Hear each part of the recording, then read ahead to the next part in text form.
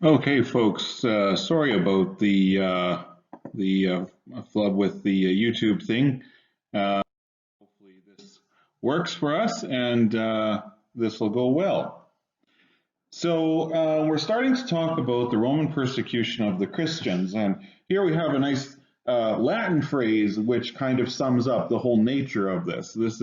I'm going to attempt to pronounce this: plures efficimur quintiens metamera vobis semen est sanguinis Christianorum, which is just a very, very, very easy way of saying that the blood of the martyrs is the seed of the church.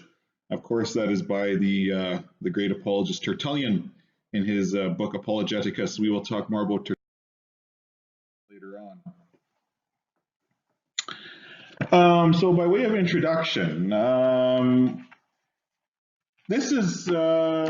going to read you a story. The arena was loud and boiling over in anticipation. It is AD 156, and at the order of the governor, Polycarp, disciple of John, the aged bishop of Smyrna, was hauled into the arena. The Roman authorities are prepared to kill him, but don't really want to. He's a well-known pastor, and there's not much propaganda value in the martyrdom of an elderly pastor. They would prefer he just deny the charge against him and be done with it. He is charged with being a Christian and refusing to sacrifice to Caesar. Simply swear to Caesar, pleads the governor. I am a Christian, says the old man. If you want to know what that is, set a day and listen. Persuade the people, said the governor. I would explain to you, but not to them, said the defiant old man. Then I will throw you to the beasts, said the governor. Bring on your beasts, said the bishop. If you scorn the beasts, I'll have you burned, said the increasingly frustrated governor. 86 years I have served him, and he has done me no wrong. How then can I blaspheme my king and savior? You try to frighten me with fire that burns for an hour and then goes out. You forget that the fire of hell never goes out, said Polycarp. The exasperated governor turns to the crowd and says, Polycarp says he is a Christian. The mob of the arena replied, This is the teacher of Asia, the father of Christians, the destroyer of our gods. The governor gives the order, and Polycarp is tied to the stake, and as the fire is lit, he prays this famous prayer. I bless you, Father, for judging me worthy of this hour, so that in the company of the martyrs I may share in the cup of Christ. The Roman authorities let him burn for a while and then pierce him with a spear to ensure that he is dispatched. And so dies Polycarp, a martyr for Christ. This is the traditional view that we have of the Christians, of the early church. Innocent Christians hauled into the arena before baying crowds and dying by wild animals or other gruesome ways for refusing to deny their faith. In some cases, this happened, as it did with Polycarp, but by and large, things were much different. This is just an example, by the way, of what the Roman arena schedule of entertainment would look like. If you, for example, you went to Rome, your morning, you would have your animal hunts. Exotic animals from around the empire being hunted by very brave Romans. Midday, high noon, hot day. This is your intermission time, going to get lunch. And this is also the time when you would have the execution of criminals. And then in the afternoon, you would have gladiatorial combat. That's the big thing, the big ticket item. In the afternoon, when everybody's rested, we're going to have gladiatorial combat. We are conditioned through popular culture through both secular and our religious culture, to think that the church faced sustained persecution from the beginning. This is not strictly true. While the church faced a great deal of opposition societally, and some of it quite violent, officially mandated persecution was sporadic, and when it did happen, it tended to be short, violent, but it was often half-heartedly enforced. As we have discussed previously, Rome's policy was largely to leave the native religions of the people of the empire intact. Basically, if these people groups would add paying homage to the emperor, they were largely allowed to go on without any interference, and often this would take the form of burning incense to the emperor every now and then. For Rome, this was a way of testing loyalties of their subject peoples. It was as much a matter of state as it was a matter of religion. Whether or not people actually believed the person of the emperor to be divine didn't really matter. Zeal was not required, merely outward obedience. For the polytheistic religions of the ancient world, this was not a major inconvenience. However, for the Jews and later for Christians, this was a major problem. First century Judaism and Christianity each required an inward and outward belief to match up. To believe one thing and to do another is hypocrisy, which is condemned in each religion. And we know this, we preach this to this day. Romans made an exception to their policy for their Jews, and they had good reason to. The Jews were an obstinate lot. They were so fanatically loyal to their God that they were willing to turn their land into a blood-soaked swamp before they would ever allow the worship or even the worship of a foreign god or even the hint of it to stain them. Interestingly enough, this is kind of different from the Jewish nation that is described in the Old Testament as going after other gods or stiff-necked people. For a while, the Christians were managed to fly under the radar of the Roman authorities because of their deep association with Judaism. Many of the early Christians were Jews, and they shared the same scriptures, the same language, and the same God. And for us Christians, we know that this isn't necessarily strictly the case, but by denying Christ, the Jews of the Roman era end up to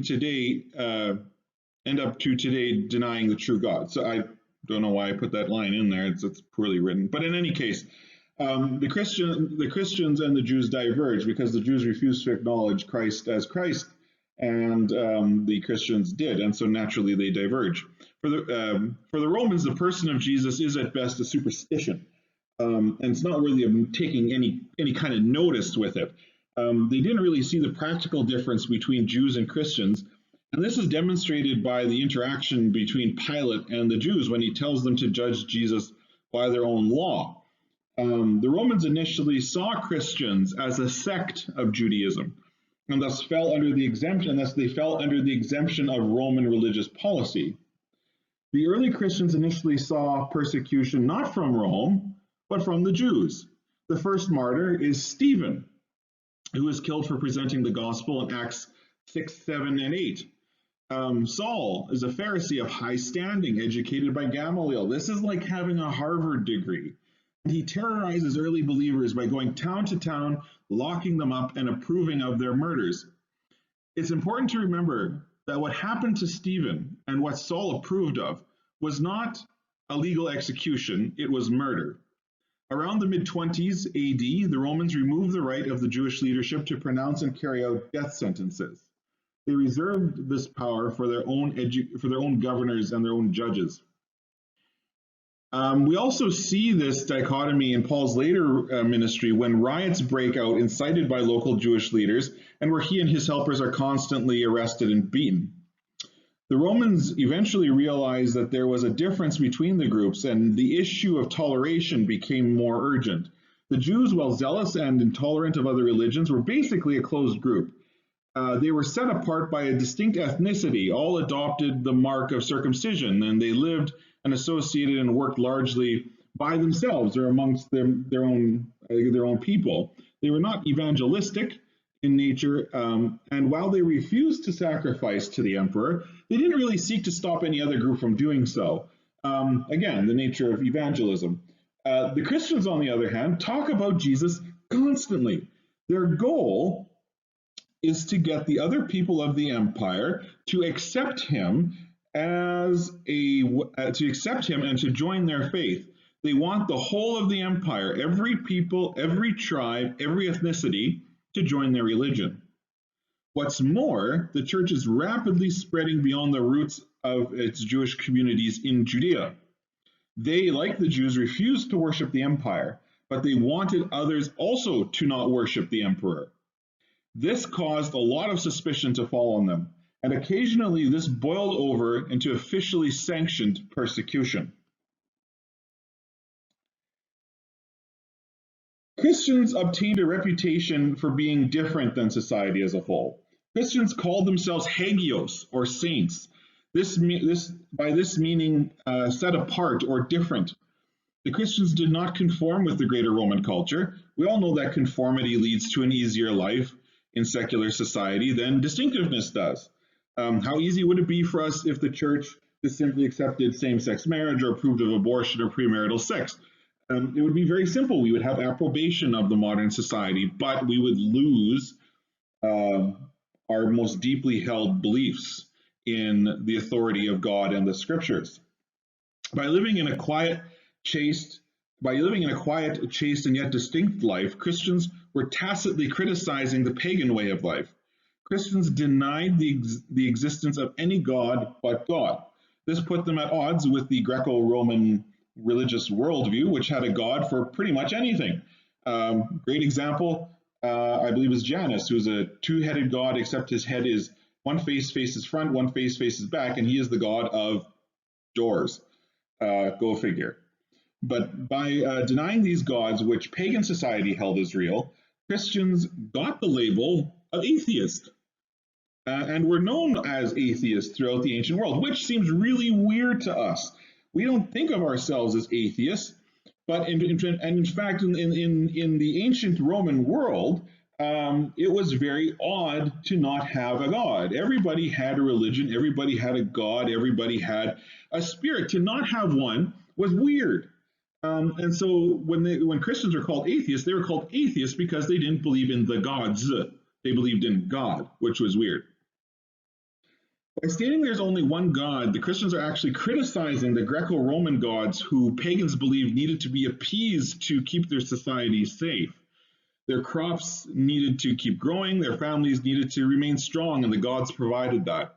Pagans made offerings at the start of each meal to the gods. Christians would not attend festivals or parties or gatherings where this was done.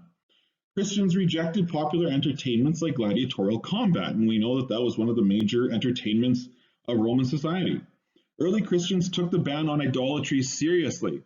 Being a tailor meant making robes for a pagan priest, or even being a metal worker. That might mean making an incense holder for a pagan temple. Even being a teacher was a problem because the approved textbooks contained stories about the exploits of the pagan gods.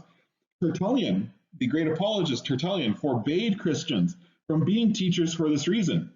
Christians had a difficult time being doctors because hospitals were set up in the name of Asclepius, and a priest was constantly chanting prayers to him. You can see how difficult it might be for a Christian to have a profession or a trade and operate in a way that their faith was not on display. Christianity was revolutionary in that it required a revolutionary way of living. Christian moral and social ethics were on display in some other very conspicuous ways. How they treated slaves, for example, how they dealt with sex, how they dealt with children, how they treated women. Slavery, for example, was ubiquitous and widespread throughout the Roman Empire. Roman slavery wasn't necessarily the same type of slavery that we would think of, like that of the American South before the Civil War, for example. We typically think of slaves as intentionally poorly educated or illiterate. Many were, but some were different in the Roman era. Slaves were miners and farmers and provided muscle power for galley ships, but they also served as professors, doctors, and accountants, among other things. Slaves had no rights. A slave could live a very comfortable life or be beaten and murdered, and no one would do anything about it. They were also used as sexual slaves. Both men and women were actually abused and used as sexual slaves. They are also the lowest rung of society, but they are not a specific ethnicity. Ethnicity does not play a part in Roman slavery, unlike chattel slavery of later times. Christians who owned slaves tended to treat their slaves better than their Roman masters.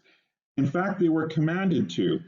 Christian slaves also had rights in the church. In the church, slaves were equals of their masters. They had the same rights and status. One former slave even became a pope. That's Pope Callistus I. Christians also radically differed in how they viewed children. The Bible tells us that children are a gift from God, a blessing, a progeny. They are made in the image of God, and their personhood exists from conception. Therefore, children are infinitely valuable because God is infinitely good. The wider Greco-Roman society was utilitarian towards children. Abortion existed, but it was more common for unwanted children to simply be exposed, that is, left outside beside a road somewhere or on a garbage pile, left to die of starvation, dehydration, or exposure. People would sometimes pick up abandoned children and raise them. Often these children were enslaved and they were often sexually abused. Christians were noted by ancient writers for actually picking up these abandoned children and raising them as their own, as if they were actually their own natural children. They were known for their compassion to these rejects of society. They didn't enslave them either, as many people did. They didn't abuse them, as many people did. You could take up this child abandoned on the side of the road and treat them as a sex slave if you wanted to. It's very perverse. If a Christian mother was married to a pagan father, he might tell her to throw out the child, but generally speaking, the mother would keep it. Christians valued and had a very high view of marriage and sex. Husbands and wives treated each other better than the standard Roman world. In Rome, the husband mattered and had all the power. They could divorce their wives simply by telling them that they were divorced. Husbands had an authority, or fathers had an authority over their children known as the pater patriae, which gave him full authority over everyone in his household, from slaves to children to wife. If he decided that he needed to kill one of them for honor's sake, he could.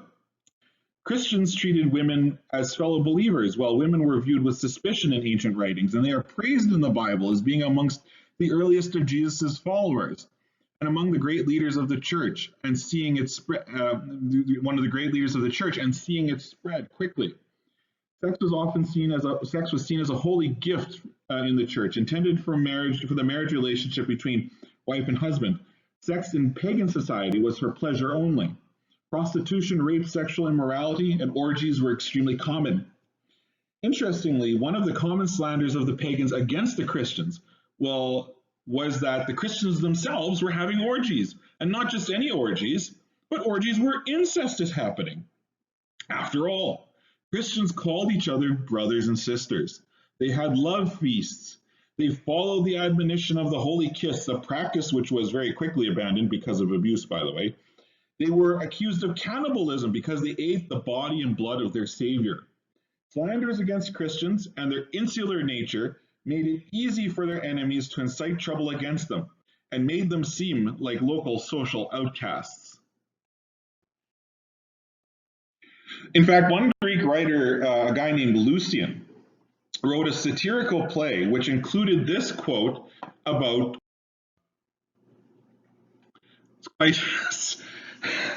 when we look at that as Christians, we tend to look at that and say, well, yeah, that's pretty good. But for the Romans, this is sad. This is the timeline we're going to be following. Roman persecutions are divided by different people into different time periods. In this case, I've divided it into 5. I've seen other authors divide it into 10, but for the sake of simplicity, I've divided it into 5. So we're going to start with Nero's persecution in AD 64. Then we're going to move on to Domitian, followed by the period of the good emperors in the height of the Pax Romana. We're going to look at Pliny's letters to Trajan. We're going to then go into the persecutions of Decius and Valerian. These are often separate, but we're going to keep them together, and Diocletian at the end, which is sort of the biggest and the baddest. So the first persecution happens in 64 in Rome. And what happens in 64 is a fire breaks out in Rome and burns 2/3 of the city to the ground. Between 500,000 and 1 million people live in this city at this time. Nero is blamed by his critics for this fire. He's not a popular emperor by this time, and he has critics, he has political enemies, and they're trying to make the case that this guy is a bad guy. But what didn't help Nero is the fact that he seized a huge chunk of land here for the purposes of building a big new palace. And in fact, he seizes like 1/3 of the city to build this palace. And he calls the palace is called the Domus Aurea, or the Golden House. And in fact, you can go see the remnants of it in Rome to this day. It's been excavated. It just looks like a bunch of rooms, but in any case, it's pretty interesting. So Nero had a problem, and he sought someone to blame. And the people that he blamed are the Christians. The Christians were rounded up and tortured and killed in a variety of ways. And they were used for public games. They were sewn into animal skins, and hungry dogs were sent after them. Or they were tied to stakes set up in the imperial garden and covered in pitch, and then set alight during the evening to light the garden for Nero and his friends. And this lovely painting demonstrates that these poor Christians here, are about to be burned. Why are the Christians persecuted in this way? They're a sect that people are suspicious of, and they're small, and Nero believes that he can use them for his own purposes. Of course, it really doesn't matter. The persecution did not have a ton of popular backing, and it ended pretty much once Nero died, and it was pretty much limited to the city of Rome and its surrounding areas.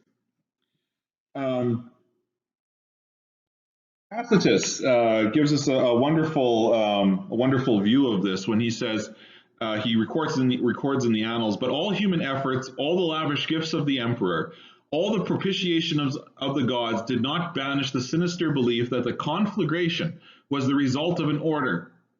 Consequently, to get rid of the report, Nero fastened the guilt and inflicted the most exquisite tortures on a class hated for their abominations, called Christians by the populace. Christus, from whom the name had its origin, suffered the extreme penalty during the reign of Tiberius at the hands of one of our procurators, Pontius Pilate.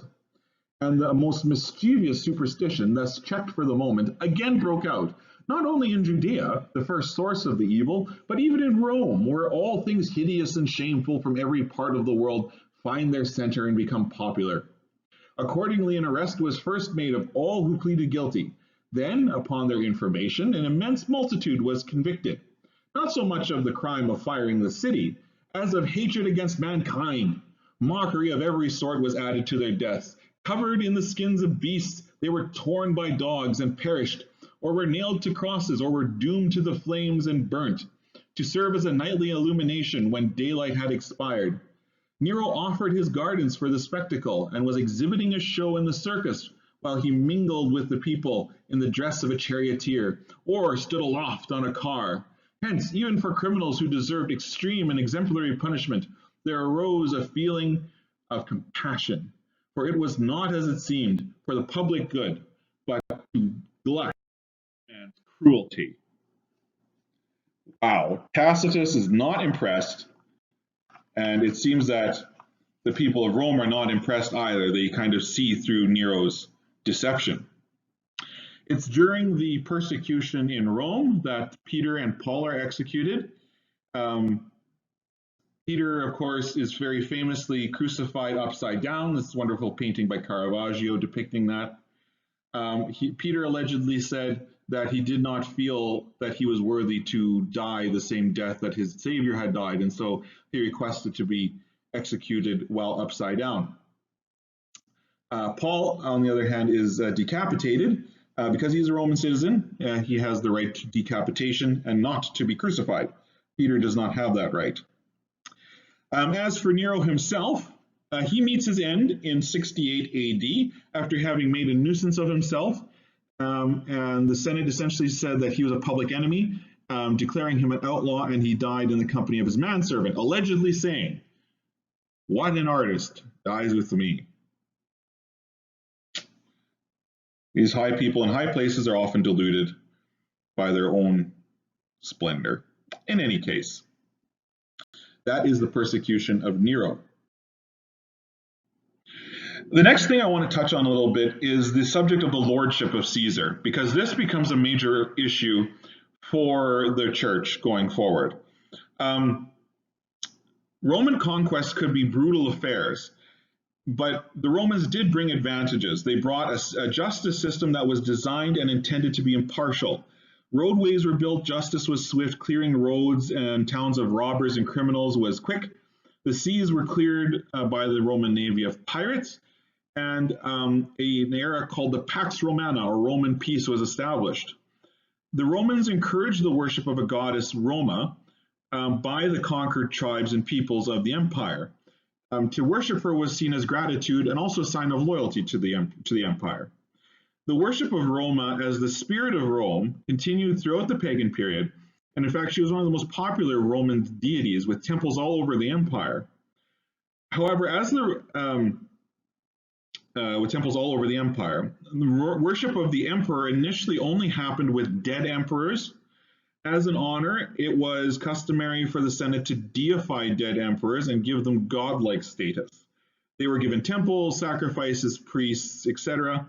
And this happened for Julius Caesar, Augustus, Tiberius, and Claudius. And in fact, you can go see the ruins of the Temple of the Divine Julius, as he is called, in Rome, in the Forum, which carries his funeral pyre on which he was burned. Very cool place to go. I saw it. Highly recommend it. It's in Claudius's reign that the suggestion started being made seriously that the emperor should be worshipped as a living god. Claudius declined the honors, as you do if you're trying to be humble, but he was privately worshipped by many nonetheless. The reason that the Roman Empire was, that the Roman Empire is not a homogeneous empire. It is not made up of one people group. It is made up of dozens, if not hundreds, of different tribes and people groups. Dozens of language, dialects, many different cultures. Unlike other ancient empires which enforced conformity, such as the Greek empires of the Seleucids enforced Hellenization, Rome did not demand cultural conformity to be at peace with the central government. Unity was important to the empire and to the emperor, and one of the easiest ways to unite a people is, of course, a common religion. The worship of Caesar became obvious, an obvious uniting force for the entire empire, and it began to be widely encouraged. And it was generally organized in all parts of the empire. The worship of the emperor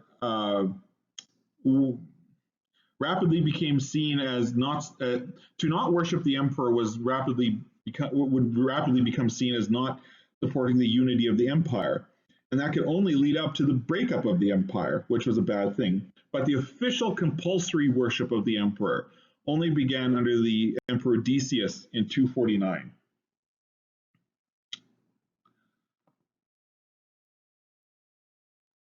So the next era we're going to look at is the reign of the Emperor Domitian. If you recall our earlier classes, Domitian is the son of the Emperor Vespasian and the brother of the Emperor Titus. And Titus, you remember, is the general who conquered Jerusalem. Domitian is the younger brother. And as we all know about younger brothers, they tend to want attention, and they're kind of overlooked and not well regarded and all that kind of stuff. But I'm just joking, of course, being a younger brother. But Domitian was a bit of a different character. He reigned from 89 to 96. And it's likely during this time, actually, that John is banished to Patmos. So it's under the reign of the Emperor Domitian and the persecution that he promulgated that John is sent away from Ephesus, where he is associated with the church there, widely seen as the bishop of Ephesus, and he's sent to Patmos to work in the mines or to be exiled. Not quite sure what the state of his exile was like. There's a considerable amount of debate about the extent of the persecution under Domitian. And there's a story that really we can't say if it's true or not, but the emperor allegedly sought out the family members of people who were related to Jesus and his family. And in fact, they found some distant relatives working on a farm. So he summons them to him and he questions them with an eye towards executing them. And he asks them about their origins, if they were really royalty. The farmers who were Christians showed the emperor their hands, calloused and dirty, and replied that they were not. They only worked the soil. And Domitian allegedly examined them further and determined that they were nothing but simple farmers who believed in a foolish superstition, and he let them go. This persecution is short. It's short in time frame. It's limited in scope, and its enforcement is limited as well. And it basically ends with his death. It's hard to say what the length of this persecution was. There's agreement that persecution happened. To what extent it happened and to the lengths it happened are kind of unknown at this point. But it's, of course, during this time that the book of Revelation is written. So there must have been some need for hope or knowledge about what the future would be, that Jesus was coming back, that there was hope to be had. So we have the book of Revelation being written by John while exiled on the island of Patmos.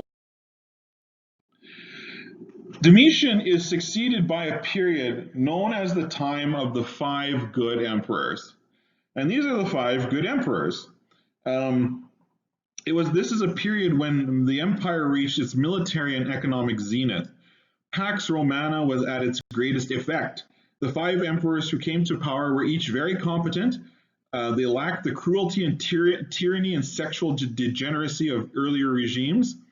And they are known very simply by their names here: Nerva, Trajan, Hadrian, Antoninus Pius, and Marcus Aurelius. You might have heard of three of these guys. Three of these guys are quite famous: Trajan, Hadrian, Marcus Aurelius. If you've ever watched Gladiator, Marcus Aurelius is the emperor at the beginning of that. Hadrian, we all know from his wall and from his villa. Trajan, the great Roman general, we're all aware of that. Probably in your Bible, there's a map that says, Rome at 117, which is the furthest extent under Trajan. Nerva and Antoninus Pius, you probably haven't heard of unless you're a student of Rome. Nerva is an aged senator. He only lasts 2 years, but Nerva does something that is different than other emperors, and that he appoints as his successor an adopted son. But not just an adopted son, like a nephew or something, but a guy who's competent. Nerva looks around for a successor who is competent, who's a good general, a good administrator, somebody he can trust, somebody who is stable. And he picks Trajan. Trajan does the same thing. He picks Hadrian. Hadrian does the same thing. He picks Antoninus. Antoninus does the same thing. He picks Marcus Aurelius. And the empire, with this good, competent, steady leadership, ends up going to the height of its economic and military power.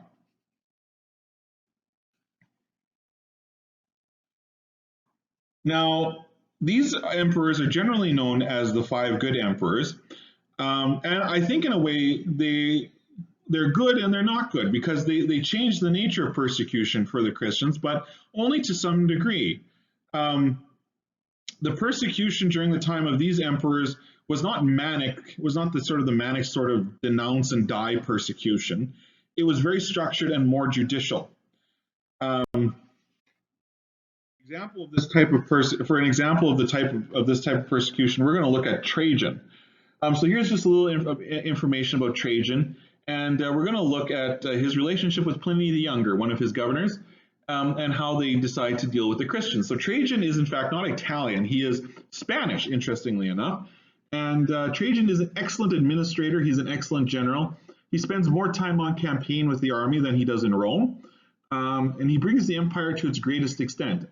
And he and the governor of Bithynia, a guy named Pliny the Younger, give us insight into imperial religious policy under Trajan. And it is quite just so for your information, this is a slide showing a map of Asia Minor, and Bithynia is that northwestern part there by Nicomedia.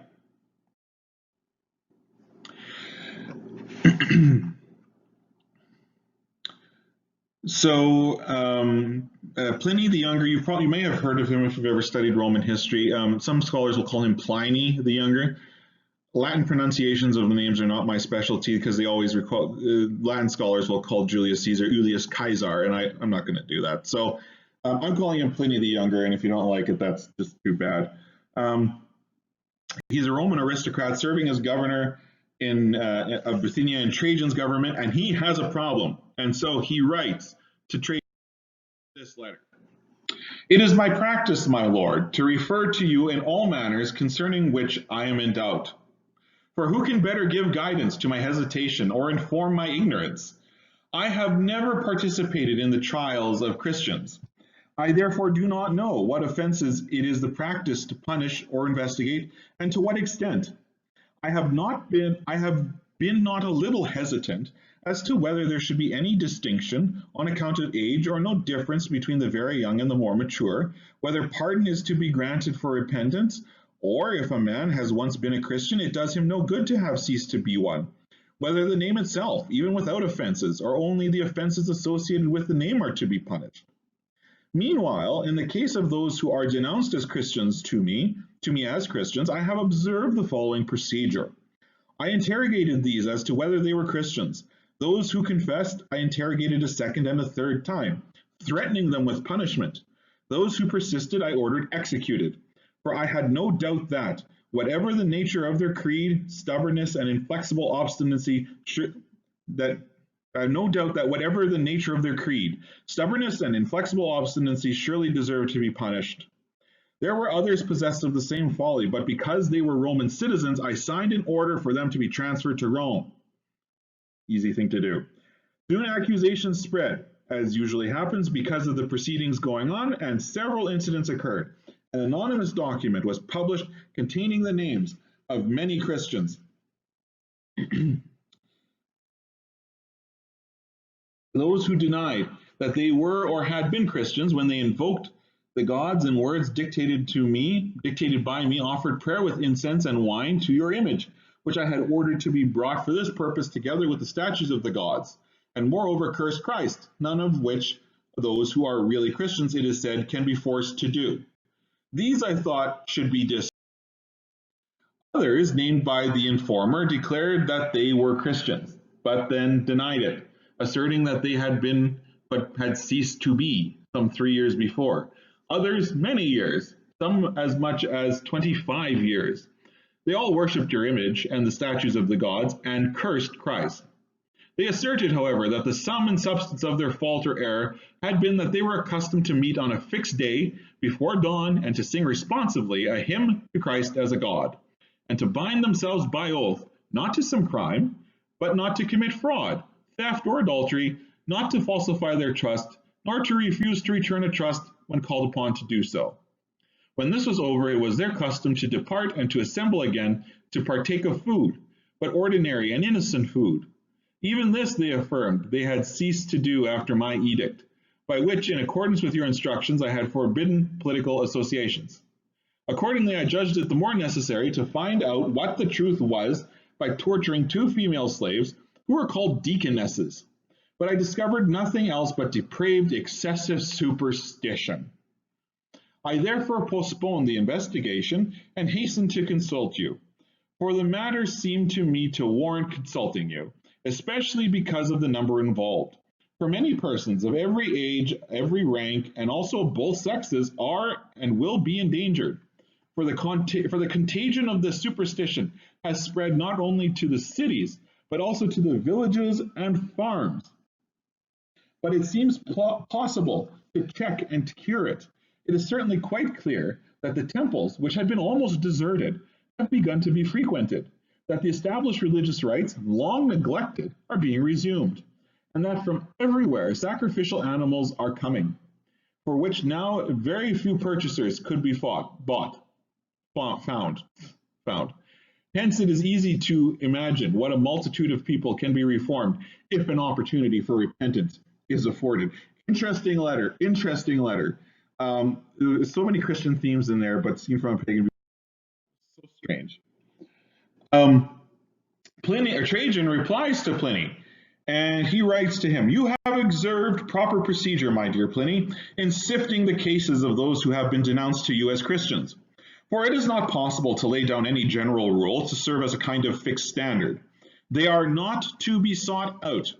If they are denounced and proved guilty, they are to be punished with this reservation, that whoever denies he is a Christian and really proves it, that is, by worshiping our gods, even though he was under suspicion in the past, he shall obtain pardon through repentance. But anonymously posted accusations ought to have no place in any prosecution, for this is both a dangerous kind of precedent and out of keeping with the spirit of our age." What an interesting reply. So essentially, the practice of this period is that if you're denounced as a Christian, the emperors essentially had you appear before a governor or a judge, and they would ask you if you were a Christian, and if you said no, you'd be challenged to essentially sacrifice to an image of Caesar, and if you did it, you could go free, and if you didn't, you were executed. Interesting themes we're seeing here, and an interesting letter.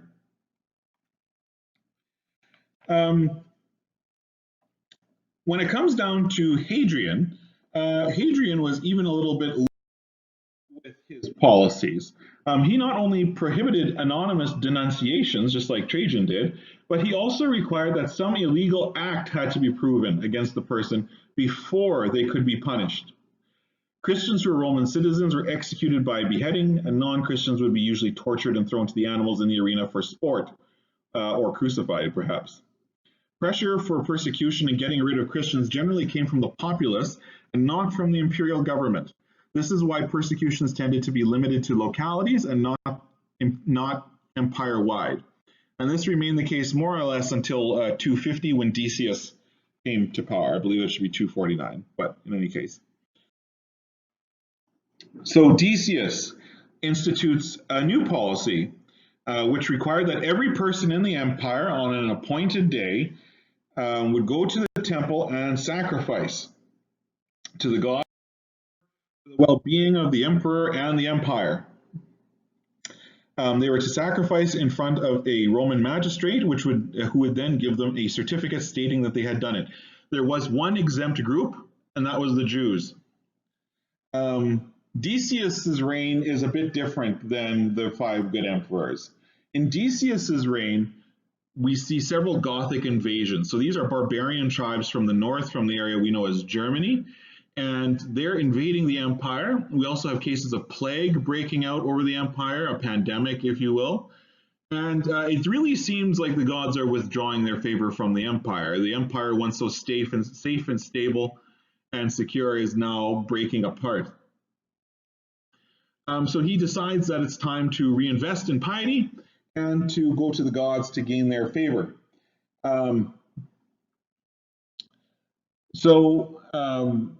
People who sacrificed to the gods are given a piece of paper when they do their sacrifice, and this is called a libellus. Christians are, of course, forbidden from worshiping other gods, even superficially, and this means that devout Christians, true Christians, would not be able to legitimately obtain a libellus. Many Christians obtained libelluses illegally, or they actually did perform the sacrifice. Some were forged, and this caused a split in the church to determine how these people should be dealt with. The early church viewed these people as apostate because they sought to save their lives rather than to deal with the consequences of persecution and to give their lives for Christ. And in fact, there are 2 groups who emerged. They're led by 2 guys called Novatian and Cyprian. We'll look at them a little bit later, and this leads to one of the early splits in the church. And there'll be many more of those. Emperors shared many titles that would have been given to God. They had, for example, coins that said, "Hail, Lord of the earth, invincible, power, glory, honor, blessed, great, worthy art thou to inherit the kingdom." So you can see how the worship of the emperor and the worship of Jesus, they are diametrically opposed. They cannot be reconciled, and Jesus and the emperor both make claims to titles that only one of them can have. The steadfast refusal to sacrifice is what causes a lot of anger from Roman officials. And there's a very sharp persecution that happens at this time. Interestingly, Roman officials had to be careful about how much they persecuted Christians. Ancient writers record that many Christians were so desirous of martyrdom that they would actively seek it out and would even provoke the crowd in the arenas so that they would push the officials to announce a sentence of death, which is quite something. But in any case, Decius believes that it's necessary for the health of the empire that these sacrifices are made, and therefore they have to be made. And if you're not going to make them, then you are an enemy of the empire. Valerian, the Roman Emperor Valerian, he's just a few years after Decius. He begins a directed persecution against the Christians in 257 and 258. And he really targets all levels of society here. He orders Christian clergy to perform Roman religious rites or be banished. He further ordered that Christian senators, property owners, officials, and other wealthy and powerful people to conform to the Roman religion or to lose their property, titles, and wealth. And if they refuse further, they are executed. The status of Christians is kind of changing in the 250s and the 260s of the Roman Empire. You can look at this as Christians gaining in importance in the imperial world. It's clear that the population of the empire, while still predominantly pagan, is growing. The Christian population in the empire is growing, and that is what is causing them to be seen as more of a threat going. I just want to touch on a few things here. some piety problems, I've called them. Early Christians, um, many of them tended to be so pious that they desired martyrdom, as I just said. And they would seek it out in the arena by provoking people to demand their execution, or needling judges so that they would execute them. But Christians are essentially told not to seek out martyrdom in the scriptures. They are to accept it if it comes, but they're not to seek it out. And Roman Christians, or Roman officials, understood the value of martyrdom, and they had a difficult time balancing the punishment of Christians and the need to not inadvertently promote it. But Christians themselves also had a problem in themselves in that they actively sought out martyrdom, which is something that they were not supposed to do. And piety would become a bigger problem in the church going forward, as things like asceticism, which turned into monasticism, would become popular. That Christians, we know that Christians, we need to live in community and need to engage the world around us. But what we shouldn't be doing is hiving ourselves off and cutting ourselves off and being alone. And that's what happens later on as piety increases. So that's an issue we're going to talk about a little bit more later.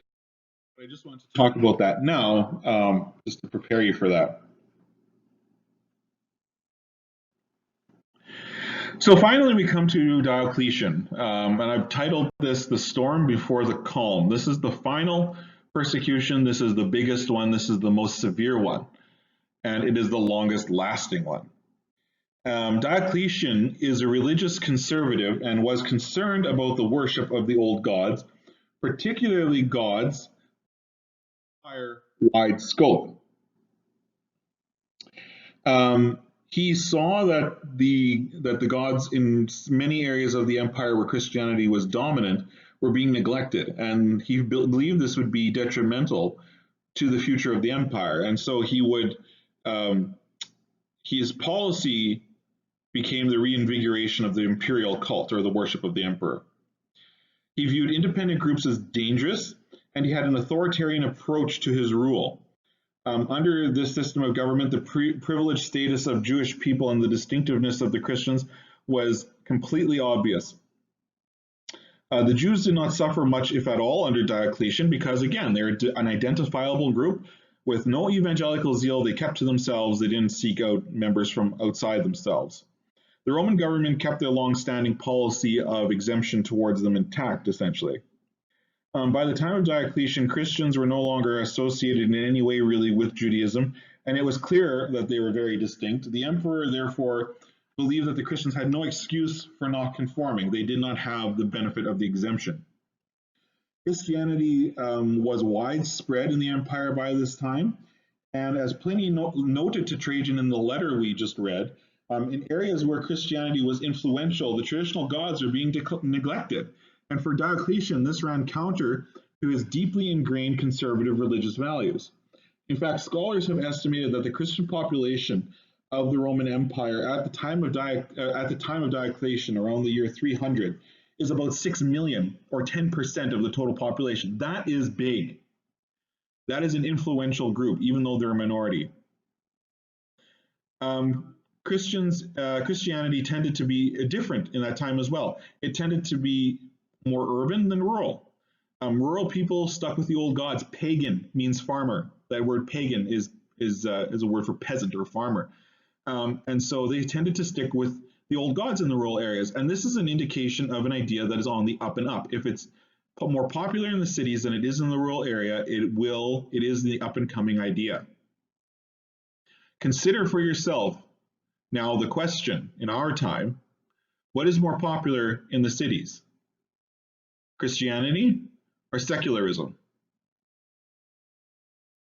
It's something to be cognizant of. It's not a good thing that Christianity is more popular in rural areas than it is in the cities. That is not a good thing.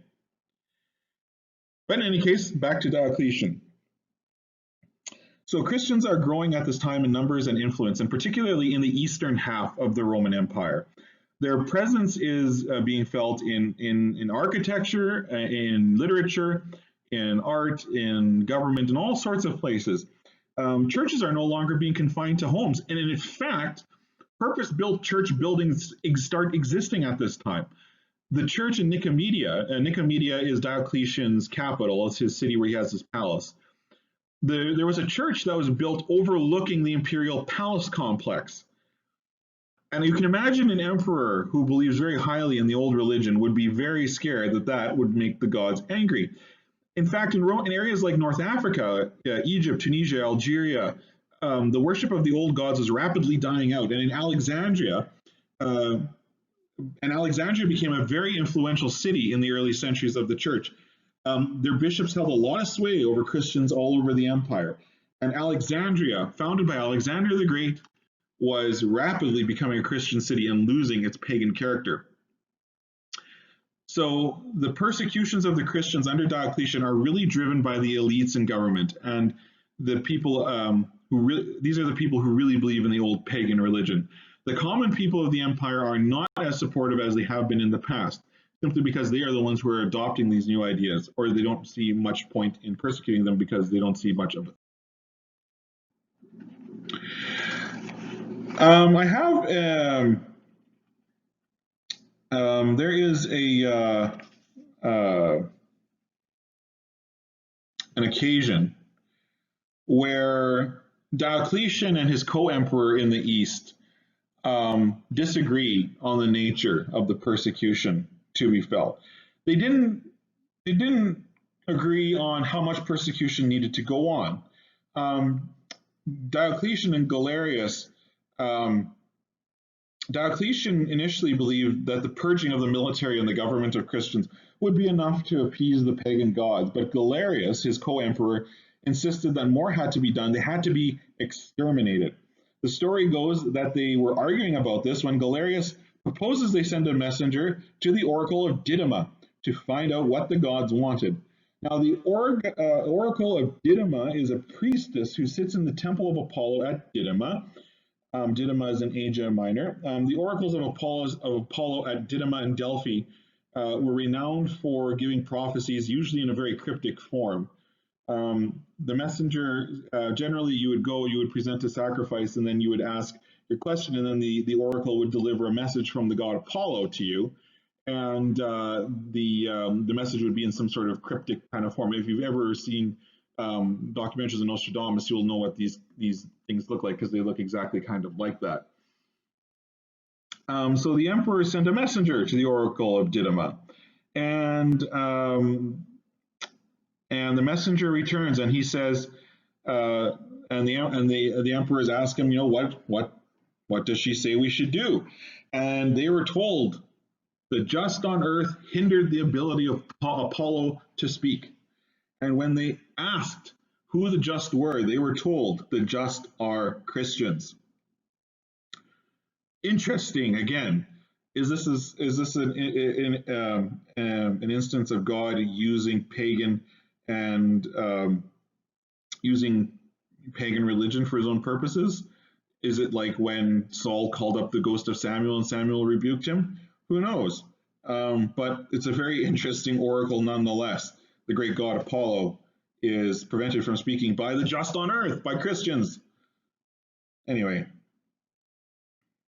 so Diocletian begins his persecutions in the army. Soldiers, particularly soldiers under his own authority and under Galerius's authority, are told to sacrifice or they face demotion. This includes not only the loss of rank, but also the loss of pension, the right to have land allocated on retirement, and even the loss of personal savings accounts.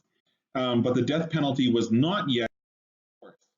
Diocletian initially wants a less bloody persecution, but Galerius is okay with the bloodshed. In 302, Diocletian issues the first edict against the Christians and follows it up by ordering the Church of Nicomedia, which overlooked his imperial palace, to be torn down, the scriptures in it to be burned, and the valuable treasures seized for the imperial treasury. Diocletian's first edict was intended to target the economic and civic status of Christians. It caused Christian property to be seized. It caused scriptures were banned and were ordered to be handed over. For church was banned. Clerics were forced to renounce the faith or sacrifice to Caesar on pain of death. Christian senators and other high-ranking people lost their status and offices. Christians were deprived of the right to petition courts, which allowed them to be abused, defrauded, or even tortured. They could not defend themselves in court either. Veterans and soldiers lost their ranks, titles, or their ranks, rights, and entitlements, and imperial freed slaves were re-enslaved. The enforcement of this edict was left up to local Roman magistrates who often did enforce the death penalty, particularly the penalty of burning against recalcitrant Christians. The Christians responded through civil disobedience. In particular, they defended their holy scriptures by either hiding them or by handing over non-canonical books like the Apocrypha for burning. The Roman officials would not, of course, know the difference between the canon and non-canonical books, and so they were very easily deceived in this way.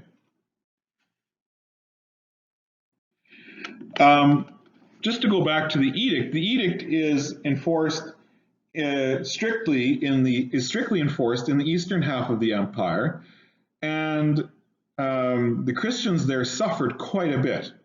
However, while it was published and legally binding in the Western Roman Empire as well, it was very poorly enforced, and in some areas no enforcement at all happened. And this was due to the fact that Diocletian had split the government of the empire into what is called the Tetrarchy. So what this did was essentially created 4 individual realms inside the greater Roman Empire, each led by an emperor. In the West, there is a senior emperor and a junior emperor, and in the East, there is a senior emperor and a junior emperor. And so in the West, the emperors in the West didn't really enforce this edict, even though it was technically legal in all parts of the empire.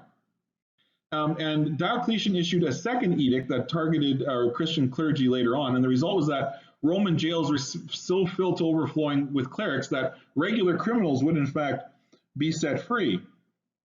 And the decrees required sacrifices to the emperor or the gods on pain of death. Diocletian issued a third edict in recognition of the 20th anniversary of his reign, which allowed Christians to be freed if they sacrificed. The fourth and final edict ordered Christians to appear in groups and to make group sacrifices on pain of death. Again, in the West, these were very poorly enforced, and in fact, after the first edict, none of the other edicts were enforced in the West. But in the East, it was a very sharp and painful persecution for the Christians. Now, Diocletian and Galerius, the emperors of the East, are very pro the old religion. But in the West, Constantius, who is the father of Constantine, by the way, is the senior emperor, and he's not really into this at all. And in fact, his first wife, Helena, the mother of Constantine, is a Christian. So he's probably not really all that well disposed to this. The persecution of, which is why the Western Empire was not as bad as the East. The persecution in the Eastern Empire lasted 10 years, and it was affected by the political instability of the Roman government as the 4 emperors and their successors jostled for power and advancement. And in fact, by 306, tolerance of Christians was instituted in some areas as a way of gaining popular support for the imperial candidates.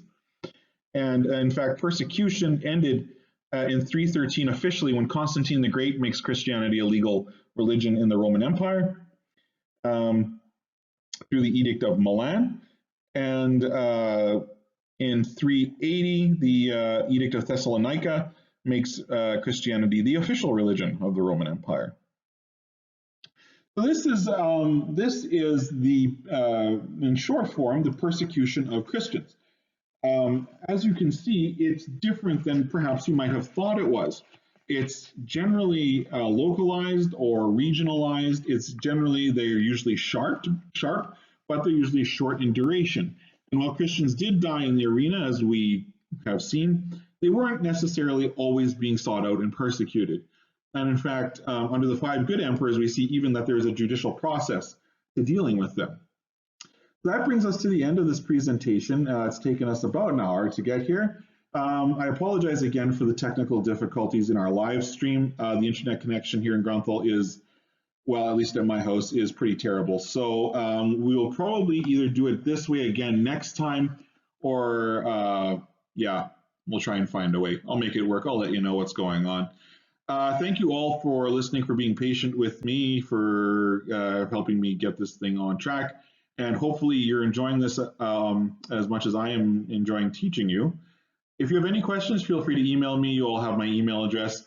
And if you know anybody who wants to be added to the email list, please let me know. Otherwise, I hope you all have a good evening, and we'll talk to you next week.